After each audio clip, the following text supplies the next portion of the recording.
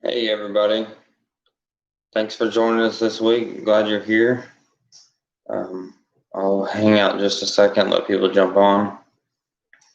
Um, Hope everybody had a good holiday weekend. Um, Probably one of the first weekends that I haven't been traveling. First Labor Day weekends I haven't been traveling. Um, but so it's good to kind of stay home and get some things done. But hope y'all had a good weekend and didn't spend too much, or didn't spend anything out of your budget. I'll put it that way. Um, we've got a few questions here. I did post in the um, in a post on Facebook, so you can kind of see what we're looking at today. And whenever we get to, I'll put all the descriptions in the YouTube video as well, so y'all have that to kind of look at. Um, well, ultimately, let's see. If y'all have any questions, feel free to jump on and just comment in the comment box down there, and I'll see if I can answer them as we go through here. But I've got a few that we kind of put a poll out there last week on, and these were kind of the top three, your top few that kept coming up, and so I wanted to jump on and just kind of talk about those. I do have a jacket on today. It's a little bit chillier today than it has been, so. I actually tried to work a little bit on the patio today, and it was actually a little bit chilly. So we had a little bit of wind, a little bit of breeze, and whatnot. So, but it was nice. It feels much better than 100 degrees outside. Um, so basically, I hope y'all are enjoying it for sure. But the first question I got, so we'll just kind of go ahead and dive into it. But first question I have is kind of the first step into getting control of your finances. Hi, Ryan. Throwing wave at you. Um, anyway, the first question is how to get control of your finances, or kind of, I want to pay off my debt. What is the first step? Where do I begin? And ultimately, just like anything, you can't begin anything without having a reason, a why to that.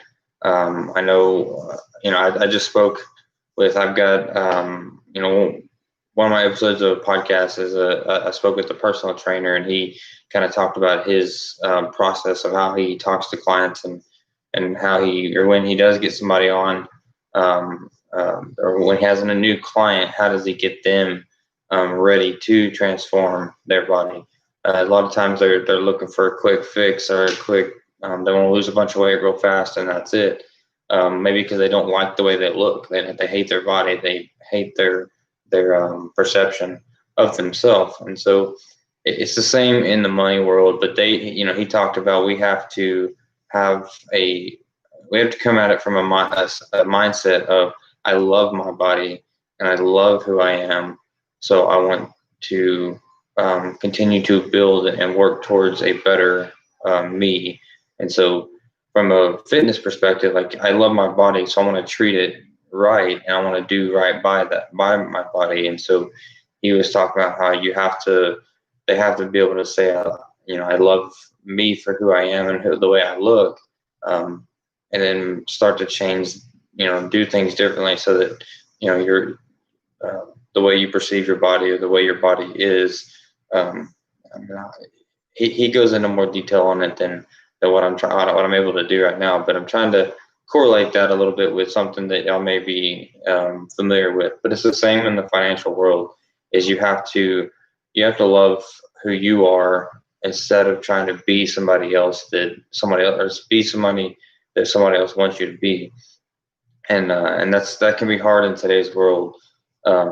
Is there's so much pressure out there to do this and be that, and have nice cars, have big credit cards, so you can do everything you want to, without having to have to actually have the money for it. But the first step into paying off all your debt, or getting control of your finances in general, is starting with a why. Like, why do you want to do that? Why the sudden change or why the shift and the sudden change of mentality. Um, and so that's why we like that's one of the first sessions I talk about.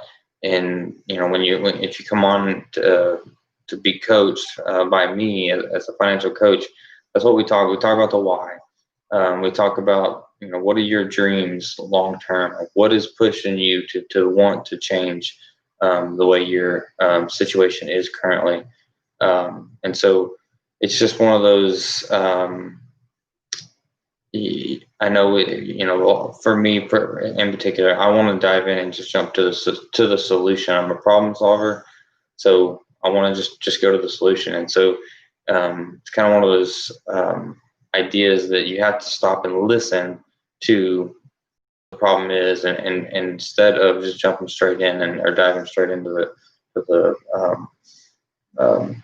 problem. My computer's acting crazy right now. So you got to start with the why. So find your why. Like, and just be that 5-year-old kid inside you and say why, why. After every response that you give to that why, ask again. Like, dig down deep into kind of what's driving this push. And if it's somebody else that wants you to change, then the setting you have is the goals have to be yours. You have to want to change. Hi, Chris. How are you guys? But anyway, you have to be able to change that you're trying to do. So you got to dig down deep inside of where that's coming from. So just be that 5-year-old kid inside you and just continually to ask why. Early retirement is why. Hi, Ryan. But exactly, I mean, early retirement, or retire at 50, retire at 40. I mean, so if you start now at a young age, you are right there, and you can do whatever you want to do. You can hunt and fish for the rest of your life if you want to. You can do whatever you want to do. I just spoke with a 26-year-old today, and he's making good money, and he just wants to get better control of it so that he can retire and do whatever he wants. And so we talked about what retirement was, and so retirement was or how much do you need at retirement is what we talked about. And I was like, well, it's just a matter of what you're doing. I mean, you could be on one spectrum, you could be the couch potato sitting on your butt watching TV all day in retirement, or you could be the guy that's traveling. And in your case, Ryan, maybe you're traveling for hunting trips and fishing trips and all these other types of things. And so there's money that you need for different types or both of those different situations. And so, but you got to start thinking now, how do I save enough to get to that point where I don't have to worry about, or I have to sit on my butt and do nothing, or I can't even, I can't do things for my grandkids that I want to do. It's hard to think about your grandkids at 25 or 30, but they're coming for sure. I guess you got to have kids first. So Ryan, I don't think you have any kids yet. But anyway, so again, you got to find that why. You got to find an early retirement. That's a big push, and that's what I tell people is to dream together. Like you get with your spouse, you get with your girlfriends and talk, or I guess boyfriends as well. But you got to get together and dream about what you want your life to be like in retirement or in that stage of the game. Otherwise, you can't back into it and know how to get there. I like to break things down with all of my clients. Like I have a client right now that's stuck in they can build a budget for the month, but then they struggle with the daily impulse buying or impulse spending of eating out or just whatever it may be. And so they can build the whole month's budget out. It's just they haven't had that muscle to stick to it. So it's like running a marathon. You can't just decide tomorrow I'm going to go run a marathon. You have to be able to work your way up to that and get to that point from there. So you take it and break that down. Like, yeah, okay, I'm going to start today. I'm going to run, 2 miles a day and 3 miles. And so you work your way up to running that 24, 26 miles. And so you get to that point where you're ready to run the marathon. It's the same thing with budgeting. And I teach people work on, focus on this week, this day instead of this month. Like focus on today. What do you need to do today to stay on budget? And so we'll get into the budget in a minute because that's one of our questions as well. But so we talked about the why. We talked about dreaming together. So why do you want to get in control of your finances? And again, you got to figure out that reason.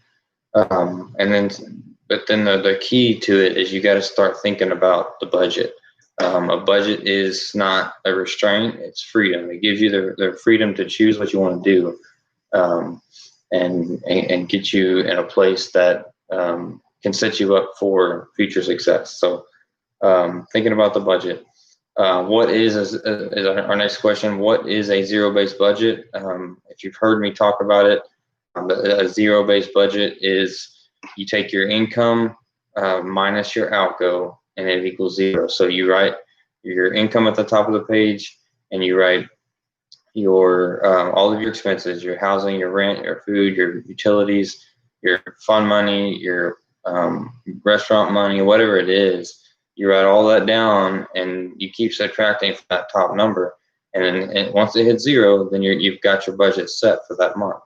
And so we can go into, and what I help people with is, what do you, how do you budget for miscellaneous stuff, or how do you budget for this type of stuff, and how do you know what's coming next month, and how to be prepared for some of that. And so that's the stuff that we help. We dive into the actual weeds of budgeting and help walk people through that process. But that's what a zero-based budget is. Your income minus your outgo equals zero. So you have every dollar has a place to go, and that place to go could be it could be $200 in savings. It could be $200 or $600 I'm gonna go buy a gun, or go buy go on this trip or whatever. So you get to choose, and so that's where it becomes your choice and not as a restraint. If it's a restraint, it's because you made it a restraint, not because someone else did. Now, there are circumstances if you lose a job and you're stuck in,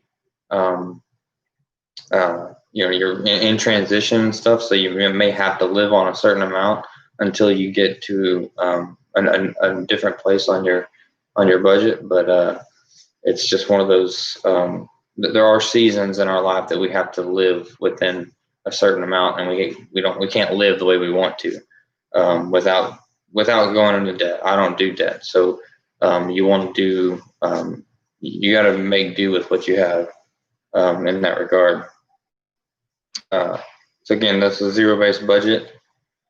How do you budget on an irregular income? It's a big question, a big struggle that a lot of people have, is not knowing how much is coming in each month. And so if you've been on an irregular income for several months, then you basically say it's 6 months, and you take an average. So maybe 1 month you make $2,000, the next month you make $5,000, the next month you make $6,000, next month you make $1,500, next month you make $3,000.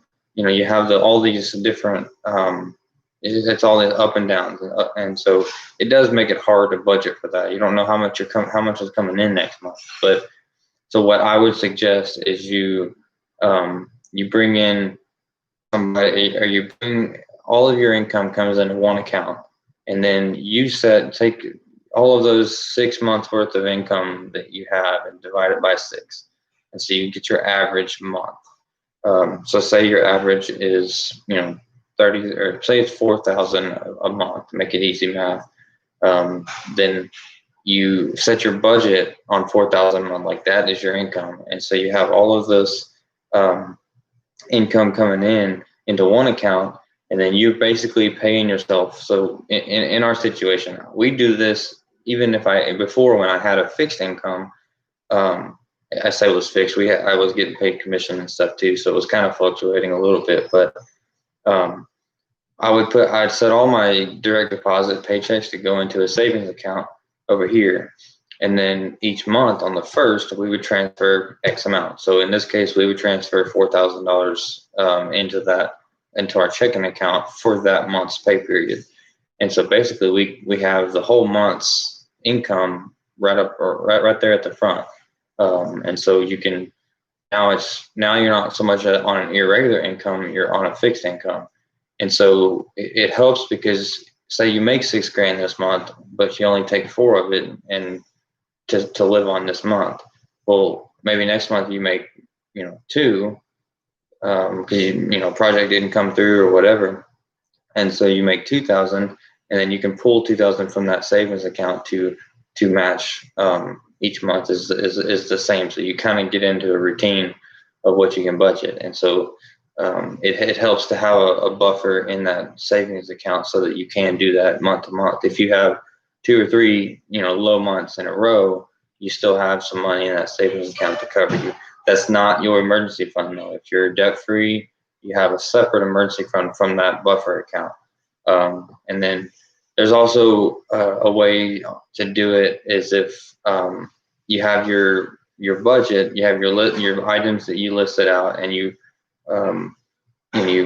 prioritize. You have your most important at the top and your least important at the bottom. So you lay out all the things you want to do for this month, and say the total comes out to 4,500. Well, if you only make 4,000, then you draw a line at the $4,000 mark, and the items that are below that mark on the priority scale just don't get done this month because you don't have the money.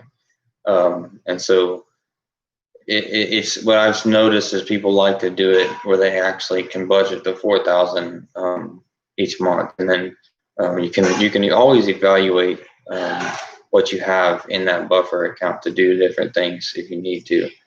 I mean, you're in control of it. So, but I would encourage you to do it with your spouse, to let them help you make that decision of what, say you do have something come up and it's something that's beyond your monthly capabilities in your budget. So you want to be able to sit down and have that conversation of, where's this money come from? We have some money in this account. Yes, it's for our buffer of our month to month irregular income, but can we use it and do we need to? But again, you have control of your budget. You can't blame it on somebody else for not sticking to the budget. You can't blame it on somebody else for not putting money in there for X or Y or Z, because you did it. You set the budget up, and so you can go onto our website. There's a blog post about why to budget. Like, why do we, what's the reason behind budget? I think there's 5 reasons to budget. There's multiple reasons, but I just picked 5 just to have something there. But it actually kind of goes in and it can help you create one. And it can also help you, if you have one, it can also help you give yourself a budget makeover. So go on our website. I'll post a link in the video below. That way y'all can reach out and get that if you want to.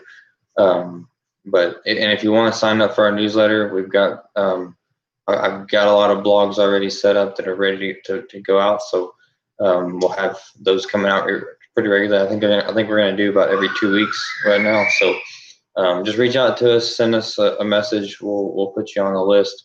You can always just go to the website at the bottom of the homepage. There's a form down there you can fill out and get signed up for our newsletter. But again, that's budgeting on an irregular income. So the last question I have is what to do with a 401k from your old job. So for those of you that have already started saving for retirement, in a job that you've been at for a few years, and then this year, a lot of people have lost their job, and so they're losing their job, and maybe they found one, pretty quickly. So they're just in that transition. Now, what happens to that 401k at that other job? And so what you do, you get with an investment advisor. I am not an investment advisor. I have one that I work with closely, and so I can put you in touch with them. No matter where you are, he can do it remotely. Everybody's working remote today, so I'd love to put you in touch with them. I kind of help you out on that front. But basically, you would just take it and you would roll it over to a Roth IRA or another 401k outside of that job. And so you don't roll it over into the new company, but you just roll it over into a separate account. It'd be just like I don't have any retirement at my job. I go to him and I open a brand new account. So it's not tied to any company, but it's just there. And so you can roll those over, but you don't want to take them. You don't want to remove them and then put money in. You have to do a rollover. And there's special forms for them to do so it doesn't ever go into your hands. Because if it comes into your hands, then you got to pay extra taxes and you got to pay extra fees because you took it out early. Especially, if you're not, 59 and a half or younger, then you're going to get penalized. I know this year is different, but I don't even think about this year because you don't need to be taking money out just to live on or to do different things. Just leave it in there. It's going to bounce back. It's already bounced back from February when it dove, but the market that is. So just roll it over. Make sure if you do go with somebody else, make sure they don't pull it out because it'll cost you 50% of your money. If you have 10 grand in there, you're gonna lose five grand of it just to switch it over because they did it wrong. So make sure they do it right. Make sure that it's not coming into your hands. It's going from one account to the other. It's just a direct transfer rollover is what they call it. So reach out to your advisor. He can do that. If you don't have one, let us know. We'd be happy to get you in touch with one.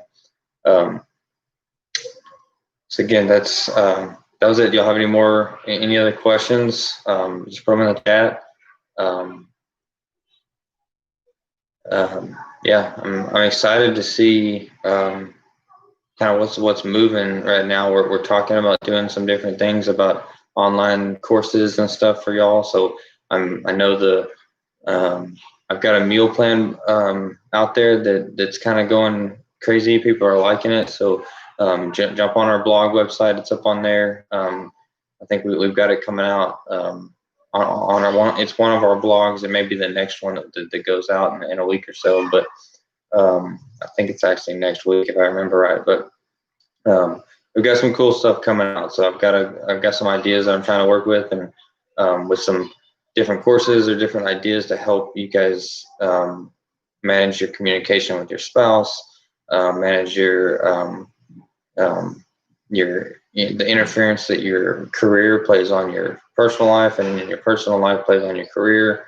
So there's lots of stuff there that you got to work through, and because I know for me there was a point in time where I was spending too much time on a side job and not working on my current job there. And so it was making my current job fall and I was making mistakes and this and that. But once I cut out the small jobs and focused on my main job, I actually made more money at the main job than I was at the side jobs. And so there's those types of things. And I show you how to, I can show you how to kind of refocus, what we call a brain dump. You basically make a list of everything you have that you're managing right now, and then you prioritize and see what you really need to focus on. And so you can say, I shouldn't be doing that. Shouldn't be doing that. That's not necessary. Or somebody else needs to be doing that. If you're in a company, this works for personal, for overall, for company and personal. And it also works in your own job. For me, I was in a job that started at the bottom and I worked my way up to management level. And so I was doing a lot of still doing a lot of the small stuff and doing a lot of the management stuff too. And it was just overwhelming. And I think it really got me out of focus, out of what was my job, my focus. And I think we can do that in general in life and with our budgets is we just start getting overwhelmed with what we need to budget for or need. We have a brand new house, so you got this and that you want to do, and all this stuff comes into play. And so it's hard to kind of just set your mind down and focus on the next thing, the next important thing. I think that's why people struggle to get started budgeting the way we teach. People have a budget. They may have an arbitrary, Yeah, my budget, we budget about 4,000 a month, but some months I make five and some months I make, three or whatever, but I don't know where the rest of that money goes. And so they have a budget, they say, but it's not a zero-based budget. It's not an intentional budget like we teach. You'll get so much farther doing it like we teach. And I know some of y'all don't want to be so, purposeful or so, driven in that in the budgeting world, but it does release you. It gives you that freedom to do whatever you want. And so, how many times do you go out and feel guilty for buying a Coke or, buying, for going to fast food when you told yourself you weren't going to eat out anymore, but then you caved or whatever it may be. It's part of that self accountability in the budget world is you have to want to do what you say you're going to do, and so it's a struggle for sure, but that's what we help people with. We walk them through how to train yourself to be that person, to be that person that can say no. I told myself in the budget I'm doing this. That's what I'm doing. Yeah, it sounds simple, just do it, right? But it's not so simple. It's not so easy to do that. And so kind of tying it all back into our first question of, the why, trying to figure out the why. You have to find out who, you have to be able to love yourself and love your own, love who you are and love who your family is so that you can prepare for your future, not somebody else's. And when I was meeting with that fitness guy, Alex, he was talking about he wants to build a foundation for you for long-term success. A lot of people lose weight, gain it back, lose weight, gain it back, lose weight, and he was one of them.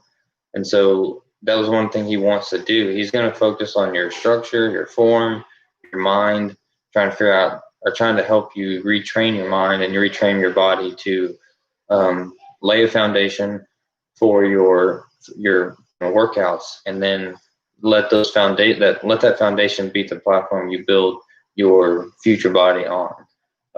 And so it's the same thing, but it wants to be a long-term success, long-term, long-lasting. He doesn't want to. He can get you to lose a bunch of weight in a few weeks, but he wants you to keep it off. He wants you to have that long-lasting effect. And it's the same with me. If you're trying to pay off debt, if you want to build a foundation around your finances, what about insurance? What about retirement? What about estate planning? What is estate planning? Why do you need it? We talk about all that. I got a program that you go through. There's 12 different sessions. It can be done, weekly, monthly, whatever it may look like. But and we may be kind of doing a summary program to put that online here soon. So be watching for that if y'all are interested. But you just got to focus on what the next step is so that you can train your mind. You want to fix your mind and your self accountability, your the conversations you have with yourself. You want to be able to control those so that you can get it under control, so that when you get done with that first couple of months, you have a foundation that you built, and you can work on that from that standpoint. You can build your retirement. You can build your nest egg. You can build your dream career, all based off this foundation. I'm telling you right now, if it wasn't for the foundation that I set up years ago as we were paying stuff off, I wouldn't be able to jump into this business that I've started and working as we are now. Like, we've made choices that we wouldn't have been able to make had we have a bunch of debt, or we have a bunch of payments, car payments, student loans. If we had all that, I'd be stuck in a job that I hate and having to work on the business, late at night or early in the morning. And so now I'm making choices to where I can do what I want to do quicker. A lot of people, it takes them months to do their business full time, and my goal is to do a lot quicker than that and take this full time as quick as possible. So, and I've got some steps that I'm things that we're doing to make that happen. But it wouldn't have been possible had we not done the due diligence on the front end to build and lay that foundation with insurance, with all of that type of stuff that I just talked about. But again, I think I'm rambling because I can talk. If you have any questions, put them in the chat, and I'll hang out just a second and see if I'll have any more. But ultimately, that's all I've got today. If you've got something that you want us to talk about, so a question that you're wrestling with, send us a message. Send us a private message. Send us just comment on the bottom of this video. I'd love to get in touch with you and see if I can help you out. If you want to jump on a free consult, let's do that. All of my consults are free, so jump on. Let's talk about your situation and how we can help you. Anyway, doesn't look like we got any new questions coming up, so I guess we'll see y'all next week. Y'all have a good week and stay on budgets.